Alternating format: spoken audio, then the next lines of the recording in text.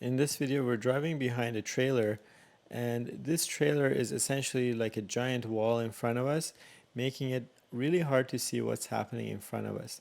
And so, what you want to take into consideration is as you're driving, the faster and faster you go, the more and more this vehicle should be further away from you. Okay, so this distance right now, given our speed, is not great.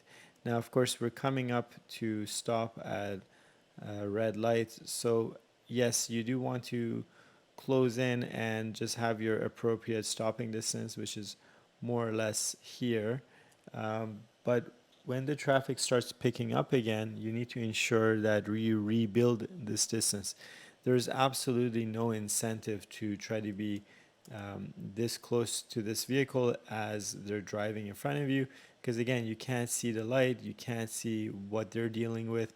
So the further away they are from you, the better you have an idea of what's happening in front of them, and the better you're ready to react. So adjust your following distance based on conditions. Okay, so if there's a motorcyclist in front of you, you need to give them more space. If there's a truck or something that's really obstructing your view, you want to again give them more space. Uh, when you see situations like this where you can't see through the windshield of the car in front of you, that's just one less thing that you can use as a clue to see what's happening. So if you can, do a lane change to another lane where you're not dealing with this vehicle.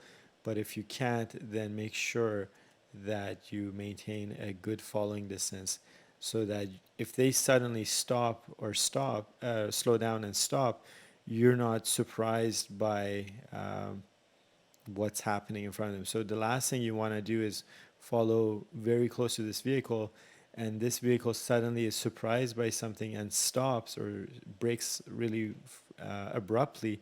You shouldn't have to do the same thing. But if you haven't left enough room in front of you, unfortunately, that's what you'll end up having to do as well. And then the vehicle behind you might be surprised and they might rear end you.